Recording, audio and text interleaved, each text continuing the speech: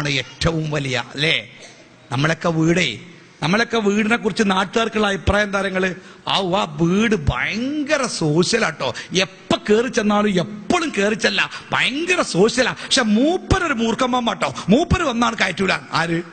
മൂപ്പരെ കുടുംബനാഥൻ, മൂപ്പര് ഗൾഫിലാണേ. അതുകൊണ്ട് പെര ഫുള്ള് സോഷ്യലപ്പം. നമ്മൾ ഗൾഫിൽ നിന്ന് ഇങ്ങനെ വന്ന് കട്ടകാലത്തിന് സിറ്റ് ഔട്ടിൽ പേപ്പറും വായിച്ചിരിക്കുമ്പോഴാ അസ്സലാമു അലൈക്കും ഒരു സലാം. നമ്മൾ വായിച്ച വാർത്ത മുഴുവനാക്കിയിട്ട് വാലൈക്കും മുസ്സലാം പറഞ്ഞു നോക്കുമ്പോ ആളെ കാണാനല്ല. പടച്ചോനെ ജിന്നറ്റ വന്നോ, ആരപ്പ ഈ സലാം പറഞ്ഞേ? കാണാനല്ല. നമ്മൾ നീച്ചു നോക്കിയപ്പോണ്ടേ അടുക്കളയിൽ നിന്ന് വർത്താനം കേൾക്കണ്. നമ്മളെ പെണ്ണുങ്ങളുണ്ട് കേറ്റിങ്ങ പാത്രം മോറിന്, ഓണ്ട് കേറ്റിന്റെ പടുവുമ്മ കുത്തിരിക്കണ്. നമ്മളെ കണ്ടപ്പോൾ ഏറ് എന്നാ സലാം കൊണ്ട് നമ്മളോ പ്രതീക്ഷിച്ചല്ല. കയറിയാൻ പോയിക്കുന്ന അടുക്കളയ്ക്ക് പെണ്ണുങ്ങൾ പാത്രം മോറിന് കൊടുത്തേക്ക്. എന്നിട്ട് ഓൻ പുറത്തിറങ്ങി എന്താ പറയാ, ആ വീടാണ് വീട്, എന്താ സോഷ്യലൊക്കെ പാടെ എപ്പോഴാ മാത്തമാറ്റിക്സ് ആകാന്ന് പിന്നെ കണക്കൂട്ടി കണ്ട് മാസം എണ്ണുമ്പോഴേ അറിയുള്ളൂ. പ്രിയപ്പെട്ട സഹോദര, എന്റെ വീട്ടിലെ ഞാനും എന്റെ ഭാര്യയും കിടക്കുന്ന മുറിയിലേക്ക് എന്റെ കുട്ടിക്ക് കടന്നു വരണമെങ്കിലേ 3 സമയം ആ കുട്ടിക്ക് ഇന്റെ റൂമിലേക്ക് കയറണമെങ്കിലേ വാതിലുമ കൊട്ടിങ്ങാണ്ട് അനുവാദം ചോദിക്കണം എന്ന് പറഞ്ഞ ഖുർആനാ. എങ്ങനെ? ഞാനും എന്റെ ഭാര്യയും കിടക്കുന്ന ബെഡ്റൂമിലേക്ക് എന്റെ മകന് എന്റെ മകൾക്ക് കയറണമെങ്കിലേ 3 സമയത്ത്. ഏതാണ് സമയം എന്നറിയോ? 1 ളുഹ്ർ നിസ്കാരം കഴിഞ്ഞുകൊണ്ടുള്ള സമയം, ആ കിടക്കണ നേരം. 2 ഇശാ നിസ്കാരത്തിന് ശേഷമുള്ള സമയം. 3 സുബൈ നിസ്കാരത്തിന്റെ മുമ്പുള്ള സമയം. ഈ 3 സമയത്തെ ബാപ്പാന്റെയും ഇമ്മാന്റെയും ബെഡ്റൂമിക്ക് മക്കൾക്കാണ് കയറണമെങ്കിലേ വാതിൽമ കൊട്ടിക്കാണ്ട് അനുവാദം ചോദിക്കണം എന്നാ. കാരണം എന്താ പറയുക, ആ റൂമിൽ പല കോലത്തിലാവാം, നമ്മൾ ചൂടും തണുപ്പൊക്കെ ആയിട്ട് പല കോലത്തിലാവാം. അതിലേക്ക് നമ്മുടെ കുട്ടി ഡയറക്റ്റായിട്ട് കയറി വരാതിരിക്കാൻ അവനെ നമ്മൾ പഠിപ്പിക്കണം. മോനെ, ഇങ്ങനെ ഖുർആനിൽ ഒരു ആയത്തുണ്ട് കേട്ടോ, അതുകൊണ്ട് റൂമിക്ക് കയറി വരുമ്പോ വാതിൽമ കൊട്ടിയിട്ടേ കയറി വരാവൂട്ടോ എന്ന് നമ്മളെ കുട്ടികളെ പഠിപ്പിക്കണമെന്ന് വിശുദ്ധ ഖുർആനാ നമ്മളെ പഠിപ്പിച്ച്. ആ നമ്മളെ പെരീക്കണേ നാട്ടിലുള്ള ഏത് കോന്തനും എങ്ങനെ അങ്ങോട്ട് കയറി വരാം. ഒരതിർത്തിയില്ല, ഒരു വരമ്പുമില്ല, ഒരു വാതിലുമില്ല, ഫ്രീ ആണവൻ. അതിനിപ്പോ അവിടെ ആരാണുള്ളത്? അവിടെ എന്റെ പെണ്ണുങ്ങളും കെട്ടിച്ച മകളുമല്ലേ ഉള്ളൂ. അവിടെ പോലെ വന്നാലെന്താ?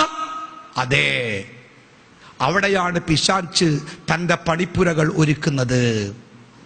അല്ലേ? ഇബ്ലീസ് ചില്ലറക്കാരനല്ല. പടച്ച റബ്ബേ, നിന്റെ അടിമകളെ ഞാൻ പിഴപ്പിക്കും എന്ന് റബ്ബിന്റെ മുമ്പിൽ പ്രതിജ്ഞ ചെയ്ത ചെകുത്താൻ തന്റെ പ്രവൃത്തിയുടെ ഉദ്ഘാടനം നിർവഹിച്ച എവിടുന്നാരങ്ങള്? ബോംബെയിലെ ധാരാവി പോയിട്ട് ചുവന്ന തെരുവ് പോയിട്ട് മനുഷ്യന്മാരെ പയപ്പിച്ചു കണ്ടല്ല മൂപ്പർ ഉദ്ഘാടനം ചെയ്ത്. സ്വർഗത്ത് കയറിയിട്ടാ ഉദ്ഘാടനം ചെയ്ത്. അത് ഏതെങ്കിലും ഈനാമ്പേച്ചികളെ പറ്റിച്ചു കണ്ടല്ല, 1ാമത്തെ മനുഷ്യനായ ആദമിനെ അവനെയും തന്നെ പറ്റിച്ചത്. അതും അറിയാതെയല്ല. പടച്ചോ നേരത്തെ പറഞ്ഞ ആദമ അവയെ ശത്രുക്കളുണ്ടോ, സൂക്ഷിക്കണം കേട്ടോ. അവിടെ പോയിട്ട് ഓലെ പറ്റിച്ചു കണ്ട് തന്റെ പ്രവർത്തിന്റെ ഉദ്ഘാടനം നിർവഹിച്ചു കൊണ്ടാ മൂപ്പർ ഇങ്ങോട്ട് ഇറങ്ങിയേ. ആ മൂപ്പർക്കുണ്ടോ പിന്നെ നമ്മളൊക്കെ പറ്റിച്ചാൽ വലിയ പണി?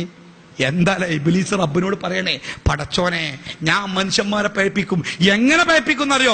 അതും ഇബ്ലീസ് പറഞ്ഞു, എല്ലാ വൃത്തികേടുകളെയും ഞാൻ അവർക്ക് മനോഹരമായി തോന്നിപ്പിച്ചു കൊടുക്കും റബ്ബേ. എല്ലാ വൃത്തികേടുകളെയും ഞാൻ അവർക്ക് മനോഹരമായി തോന്നിപ്പിച്ചു കൊടുക്കും റബ്ബേ. അങ്ങനെ നമ്മളെ പറ്റിച്ച് വളരെ വൃത്തികേടേക്കാരം.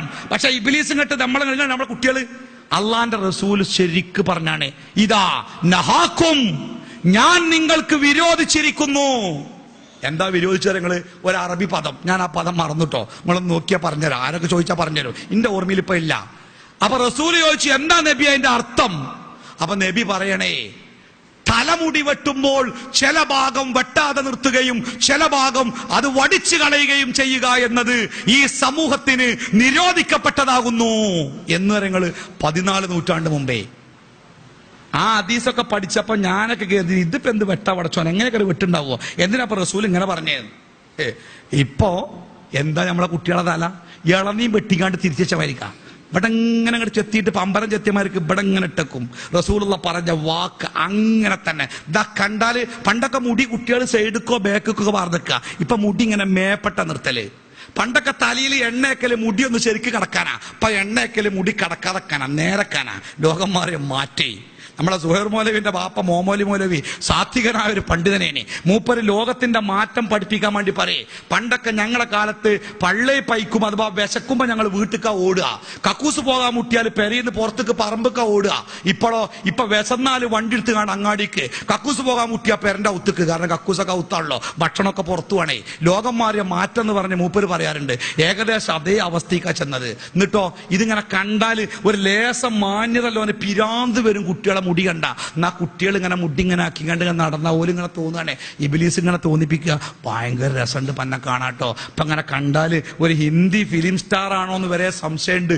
എന്താ എന്റെ മുടിന്റെ ചൊറുക്ക് എന്നൊക്കെ പറഞ്ഞ് ഓനെങ്ങനെ പറ്റിച്ചേണേ. ഈ പാവ എന്നിട്ട് ഇങ്ങനെ ലേ എല്ലാം ഓലെ പാൻ്റൊക്കെ കണ്ട എന്താ എടങ്ങറ്. പടച്ചോനെ ഓല് പോണ വൈക്കൊന്നും തൊട്ടാവാടി ഉണ്ടാകരുതേ എന്ന് പ്രാർത്ഥിക്കുക. തൊട്ടാവാടിയുമെങ്ങാനും കൊളത്തി അത് ഊരിപ്പോരേ. കാരണം അരിയിലൊരു പിടുത്തമല്ല. നമ്മളൊക്കെ അരിയിൽ പാൻ്റ് ഇട്ട് പിന്നെ ബെൽറ്റ് കെട്ടി ആണിട്ടൊക്കെ മുറിക്കുക മനുഷ്യന്മാർ നടക്കല്. ഇപ്പൊ പാൻ്റ് ചന്തിമരും അല്ല, ചന്തിന്റെ ചോട്ടിലാണേ.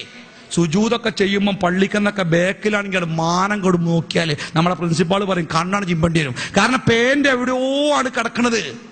അതിങ്ങനെ കണ്ടാൽ ചായ സംഖ്യ തൂന്തിയമാർക്ക് ബാക്കൊക്കെ ഒരു വൃത്തിയാണല്ലേ. പക്ഷെ ഇബിലീസ് ഓനോട് പറഞ്ഞേക്കണേ ഭയങ്കര രസം തന്നെ കാണാം, ഇങ്ങനെ തന്നെ ഇട്ടുള്ളിട്ടോന്ന്. അങ്ങനെ തന്നെ ഇട്ടുള്ളൂ. നമ്മുടെയൊക്കെ താത്താമാര് പെൺകുട്ടികളെ കുപ്പായൊക്കെ കണ്ടില്ല, ഞങ്ങൾ ചുരിദാറൊക്കെ ഒന്നായിട്ട് ഇവിടുന്ന് അങ്ങോട്ട് കീറിയേക്കുക. ബസ്സിലൊക്കെ പെൺകുട്ടികൾ മുമ്പ് കയറിയാലേ മാനം കെട്ട തന്നെ. കാരണം ഒരു കാറ്റടിച്ചുമ്പോ ഈ മാൻഡ്രേക്കന്റെ കുപ്പായമായിരിക്കാം മുമ്പിലെ സീല അങ്ങോട്ടും മിമ്പിലെ സേല അങ്ങോട്ടും പോറും. ഈറ്റങ്ങൾ ബസ്സിന്റെ മുമ്പിൽ ഇങ്ങനെ നിന്നാളെ ഇട്ട് അതിന്റെ താഴെയുള്ള പാന്റിന്റെ അവസ്ഥയാണെങ്കിൽ മഹാകഷ്ട. എക്സ്റേ എടുക്കണ്ട, ശരീരത്തിലെ മുറിയൊക്കെ പുറത്തേക്ക് ഇങ്ങനെ കാണാം. ആ ജാതി ഒരു പാന്റേക്കാരെ കുട്ടികൾ ഇട്ടേക്കുക. എന്നിട്ട് ഈറ്റങ്ങൾ ഇതിട്ടുകാണ്ട് ബസ്സിന്റെ മുമ്പിലൊക്കെ നിന്നാലേ ബാക്കിൽ ലേശം മാന്യത ഉള്ളതുകൊണ്ടല്ലോ ഓനെ കണ്ണ് ചിമ്പാതെ ഇരിക്കാൻ പറ്റാത്ത ദുരവസ്ഥയാ. ഇബിലീസ് പറയാണ് നല്ല ചൊറുക്കുണ്ടെന്നെ കാണാം. എന്ത് ചൊറുക്ക്! രാജസ്ഥാനിൽ പുതപ്പ് വെക്കാൻ പറ്റുന്ന ആൾക്കാരുമായിരിക്കും ഒരു മാടി കെട്ടിയ പാൻറ്റൂട്ടി കുട്ടികൾ നടക്കുമ്പോൾ എന്ത് ചൊറുക്കാ പോലെ കാണാനല്ലേ. പക്ഷെ ഇബിലീസ് പറയണേ നല്ല ചൊറുക്കുണ്ട്. നമ്മളെ താത്താമാരെയൊക്കെ പറഞ്ഞില്ല ഞങ്ങൾ. ഇപ്പം എൻ്റെ കുപ്പായ എത്ര ലൂസ് ഉണ്ടായിട്ടാണ് എനിക്ക് ഇടങ്ങേറ്. ഇത് ലൂസ് പോരാ, ചൂടുകൊണ്ടേ. പോളിസ്റ്ററിന്റെ കുപ്പായിട്ടാണ് നമ്മളെ താത്താരൊക്കെ ഇരിക്കണേ. അതിങ്ങനെ മേത്ത് വെച്ചടിച്ചതാണെന്ന് തോന്നുന്നു. അത്ര ടൈറ്റാണ്. അങ്ങനെ ശരീരത്തിന്റെ എല്ലാ ഉള്ളിലൊരു കാക്കപ്പുള്ളി ഉണ്ടെങ്കിൽ അതുപോലും പുറത്തേക്ക് ഇങ്ങനെ കാണാം. അതുകൊണ്ട് അവർക്ക് ഇടങ്ങേറില്ല. ഭയങ്കര ഇടങ്ങേറുണ്ട്. സീറ്റുമക്ക് ബസ്സിലൊക്കെ പിടിച്ചാൽ പേടിയാ, പിടിച്ചാൽ പൊട്ടുമ്പോഴേ. അതുകൊണ്ട് ഇങ്ങനെ പിടിച്ചാൽ അങ്ങനെ അങ്ങോട്ടും ഇങ്ങോട്ടും ഇറങ്ങി നിൽക്കുക. ഇടങ്ങേറല്ലേ? ഇടങ്ങേറ് തന്നെയാണ്. പക്ഷെ ഇബിലീസ് പറഞ്ഞേക്കാണേ ഭയങ്കര രസമുണ്ട് പന്നെ കാണാട്ടോ. ആൾക്കാരൊക്കെ എന്നെ നോക്കുന്നുണ്ട്, എന്താ രസം. അങ്ങനെ നമ്മളെ പറഞ്ഞ് പറ്റിച്ച് കെട്ട് വണ്ടി കയറ്റി മൂപ്പര്. എന്റെ വീടിന്റെ അടുത്ത് നാടൻ കള്ള് വാച്ചുന്ന ആളുണ്ടേ. അവിടെ ആൾക്കാർ കള്ളുടിക്കാൻ വരും. ഈ നാടൻ കള്ള് കുടിക്കണ കാണാൻ ഭയങ്കര രസമാണ്. മൂക്കും കെട്ട് പിടിച്ചു അതിന്റെ വാസന കൊണ്ടേ. അതിലെല്ലാ പഴുതാരിയും പിന്നെ തേരാട്ടിയും മിന്നാമിനിങ്ങനെയും ബാറ്ററിന്റെ അതും എല്ലാം പൊട്ടിച്ചിടും. അതില് ഞങ്ങൾക്കൊക്കെ പഴയ ബാറ്ററി കൊണ്ടുപോയി കൊടുത്താൽ മുമ്പ് പൈസ വരും. അതൊക്കെ അതിൽ കലക്കലാണേ. എന്നിട്ട് അത് കുടിച്ചുമ്പോ ഇങ്ങനെ പിടിച്ചു. അത്ര ദുർഗന്ധാണേ.